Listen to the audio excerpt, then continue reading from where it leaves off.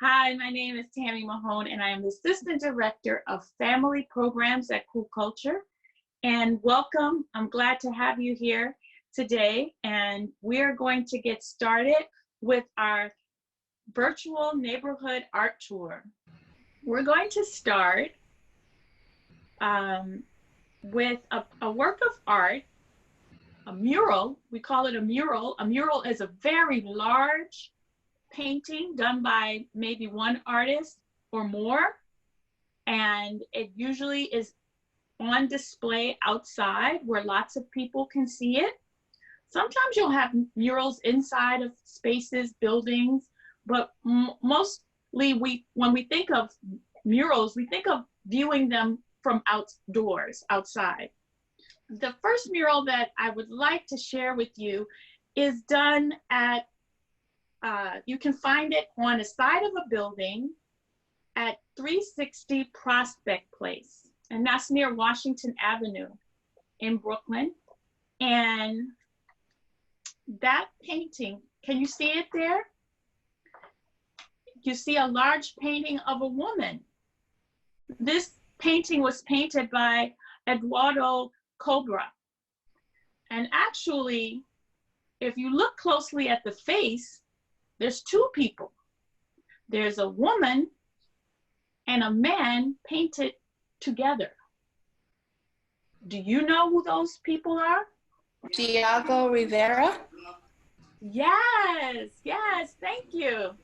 Next stop on our tour, and we're going to Bed-Stuy, and we're at the corner of Bedford and Quincy. And now you see a mural that was painted by Scott Zimmerman and Mural Rocco Alawi. Who's the artist here? This is another mural and another large portrait. Who recognizes who this artist is? And I'll give you a clue. This artist is a hip hop artist. That's Biggie Smalls. Yes, all right, we got it. Yes, that's Biggie Smalls, and he lived in Brooklyn. All right, now let's move on to our next stop on our neighborhood tour, and let's go. I think this one is on Tillery and Adams. Let's go visit a sculpture. And if you look at the map, you don't see a picture in the map because it just was put up in November of last year. This is a sculpture of a gesture, and a gesture is a movement that expresses an idea. So can you guys try that gesture? I think it's a hand, an arm raised with a finger up. That means that he has like an idea or something. Like he's got an idea. He didn't put two fingers in the sculpture, he put one. And Hank Willis Thomas is the artist's name. And he put a finger number one because a lot of times he used a model who was an athlete. And the idea of pointing your finger and saying it expresses the idea, hey, I'm number one. He did that because it's right in the heart of Brooklyn. And maybe it communicates, hey, Brooklyn is a great place. And the title of the piece is Unity. Unity means coming together. And this is a very positive, happy expression. All right. Let's look at our next, like another stop on our tour. And let's go into the subway, and let's go to the Franklin Avenue subway station. Have you been there before? Well, I have to take that one there so I could go to Manhattan. One time, my dad was going out of work early, so we were gonna go see him. We took the train. Actually, we took two trains. Great. So when you were there, you probably had a chance to see The stained mirrors. glass.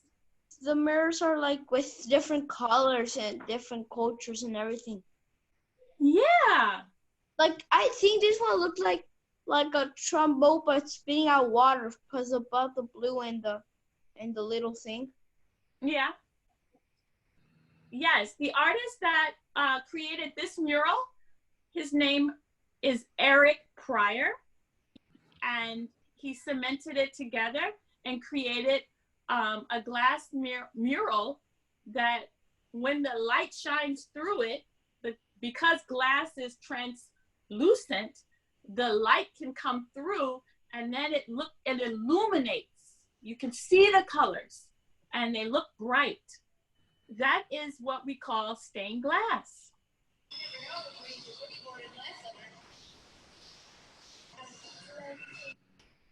So we're going to make one more stop on our neighborhood art tour. Let's make a stop at another train station, the Utica Avenue station. And at this train station, you will find a beautiful large mural. And this mural is a mosaic. Does anyone know what a mosaic is? Ahora vamos a hacer otra parada a la estación de Utica.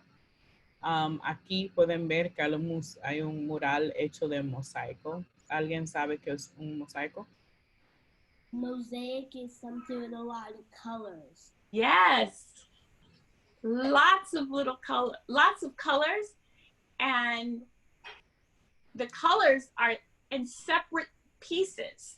So the artist, when you make a mosaic, an artist takes pieces of color. They can use stones. One time I saw that picture. You did? I was actually going to, I was going to Manhattan one day and then I just saw the photo. So you probably saw this beautiful mosaic and it's at the, it's very high up. And the name of this piece is called Children's Cathedral, because it looks like you're in a very big sacred church or a place of worship, and light is coming through, and there are little pieces of ceramic clay that was fired with different colors and put together to create a mosaic. It actually, and this work reminds me of my family. Like if this was my dad, this was my mom, and if I had a sister, this would be my sister, and that would be me. That mural was created. His name is Jimmy Green. What would you ask him if you had a chance to meet him? I would ask the artist, why does he actually he make the walls look like if they were little papers, like they were made out of paper? Because look, actually, if you see the photo, it looks like little pieces of squares that are from different paper colors. Guess what? I think we have a guest here today. I hope he's on the call. We had a question for you. How are you? I'm good, good. It's a beautiful day out. I have my back door open. It's nice outside. What? Why does the mirror think like the colors look like if they were made of the piece of papers that were like squares and different colors? Now, that's a good question. We use those ceramics. It's made so you can put it up and people can't, if you paint over it, they can wipe it off and not destroy the artwork. So it's made out of those little pieces of tile so that it'll last a long time. I have a question. Uh-huh. We've been looking at art that is around our neighborhood here in Brooklyn. And since you're an artist, could you tell us how you were able to have your designs and your art put in the subway station? What was that like? What happened? What did you need to do to make that happen? Okay, the first thing was I saw an advertisement that they were looking for artists. So I sent Mm. slides, the little pictures of my work in. A panel, a group of people looked at it and they chose 5 artists to come up with to show their ideas. And I wanted to do kids' work. So I would propose, I would use children's work, do it in a mosaic, and that would be the project. So then they interviewed me, they selected me, and then um, I I did the workshops with the kids in the public houses, Brevoort, Albany, um, some others. And then I took their work. I have a whole book that I got from that. This is all the kids' artwork. And they would have pictures that would come out like this and work with the idea of what do you need to make your world better. And one boy said, I think it was a boy, that said that it looked like him, his mother, his father, and if he had a sister. So that person felt they needed a family. So I took those drawings, put them all together, colored them, and that's how it got made. This is, That's what I said before. Like it looked like actually like if it was my family, like yeah, that was my mom, that was my dad, and that was my sister if I had one, and that would be me, the little one. yeah, that's what I heard. That's a great comment because that's what I was trying to capture. So somebody could look at it and say, that looks like it could be my family. And then I made something like this where I colored in the kids' drawings. And then the fabricator, that's the mosaic man, would take that and turn it into a mosaic. And he would do something like, I have one of the things, I would give him something like this. And he has on here all the different colors he would use, the names, French green, uh, Irish green, all the different colors that he would use to make the mosaic. So that's how, Good job trying to make your dream come true, and congratulations. thank you. Thank you very much. Oh, wow. Thank you, Jimmy. That was a wonderful mural, and just it was wonderful hearing you explain the process of making the mural. Can you tell us more about what your journey has been as an artist? And tell us more about just everyday life as an artist. Okay, well, one of my big becoming an art teacher, which has a lot to do with the mosaic that I had. I would talk to the children, have them do the drawings, and then I would take their drawings and put it together to make another piece of artwork. And since I'm retired from teaching now, I don't teach anymore, I stay at home and do my own artwork. And that's been full time for the past 3 or 4 years, making pictures, Wow. going online and selling them. And that's what I do. So that's the kind of stuff I do, are these little small watercolors. This is one that I do. This is a grandfather and his daughter. And the interesting thing about this picture, it was a picture of somebody that was in a pedant um, isolation like we're doing now. It happened back in the early part of the century. And those are Yes. people that survived it. So this is the kind of stuff that I do now. Wow. Thank you for sharing your work. What advice would you give to a young person who likes to draw or paint and would like to do this for their adult life, who would really want to become a professional artist? What advice would you give them? The main thing is to do it a lot. Like anything else, the more you practice, the better you get. So I would recommend getting a sketchbook.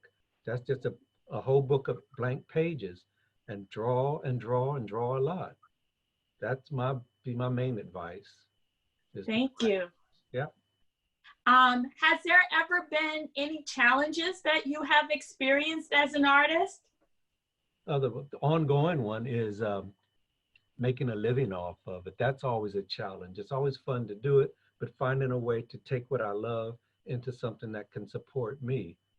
So yes. learning how to market my work, that means finding people that are interested in it and getting it to the people that are interested in buying it. That's a big part of being an artist. Thank you. So you have to learn about the economic side of being an artist. Yeah. And the business of being an artist. Yeah. Yeah. Wow. Thank you so much. It's been a pleasure having you on the call. Okay.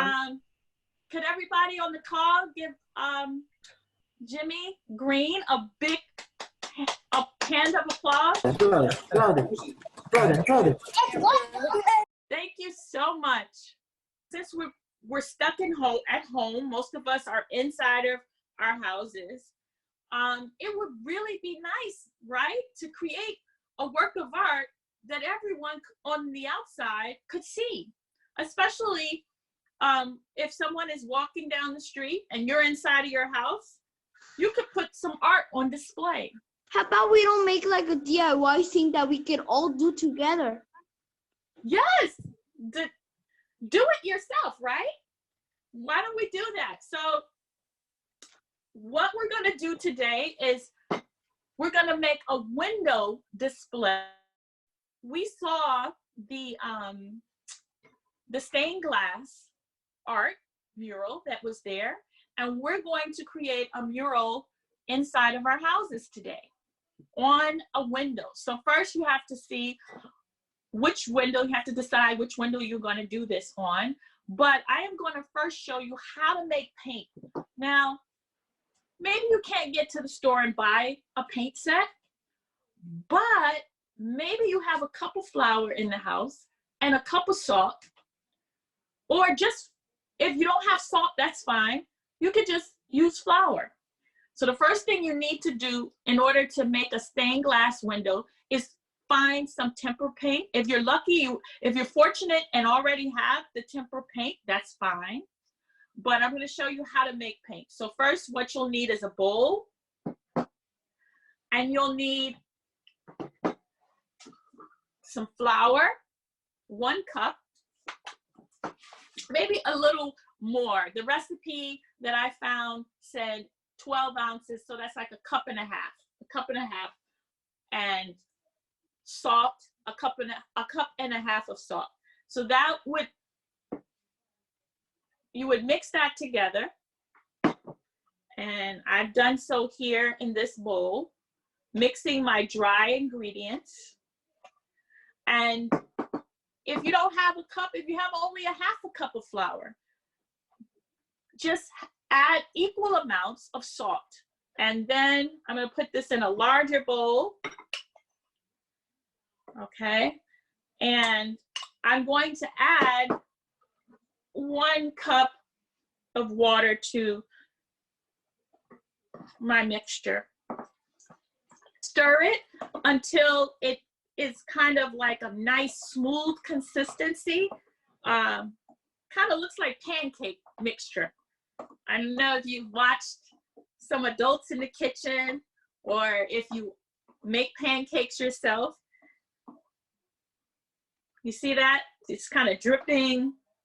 If you have a muffin pan, you could pour some of your paint mixture into the muffin pan. This would make a really great palette. A palette is something that artists put paint on as they mix their colors. So we are ready to add, if you have some food coloring on hand, food coloring, you could add color. Put a couple of drops there. You could, let me get my spoon, mix it together. And now you have, now I'm making my blue paint. So these 3 colors are actually all the colors that you would need to make. Rinse off my spoon a little bit. These 3 colors are what are called primary colors. And if you mix yellow and blue together, what do you think you'll get? So I'm gonna take a little bit of my yellow paint, and I'm gonna take some of my blue paint, see what I get. Oh my gosh. Look at that. I got some green paint. What would happen if I mix the red paint with the yellow paint? A little bit of red, a little bit of yellow. What color is that? Wow, look at that. How about red with blue? Got some blue there. Scoop up a little red. That's looking a little like purple. Wow. So we had 3 colors and we were able to make 6. And this is great paint because it's non-toxic. You could finger paint with it. You wouldn't want to eat it because it doesn't taste great, it tastes salty, but it's great for painting windows. So the only other thing I would recommend is to add a few drops of soap to your paint, and that would make it easy to clean up the window once you're done. With a sponge, you can clean it off. I'm going to ask that in the next 10 minutes or so that you go ahead and create a painting on a window, a mirror, or I won't say walls because sometimes, you know, the adults are not too happy about that, but you could paint in a window or on paper if you have some paper. I'm going to show you a stained glass window that I painted. And I used some tape to block off sections on the window before I added color, the paints. Come with me and I'll come share it with you, okay? So here, I turn the light out so you can see how wonderful it is to have a stained glass window. I use tape, and I put the tape on first to section off the areas. And then you can use your paint that you created from the kitchen and add that. Or you can use tempera paint that you purchased from a store and add, like I said earlier, add a little bit of dishwashing soap to it. Stephanie, do we have anyone in the on the call in the Zoom gallery who would want to share? So I was working on a Jackson Pollock. Wow. Oh. Did you make your own paint or you already had paint? I made my own. Wow. Was that fun? You enjoyed it? Thank you. Thank you. Thanks. Would someone else like to share? I'm making my own flowers with paper. Wow. So it's you're folding the paper, or it's just flat? Folding. Wow. And actually, I'm making it for my mom.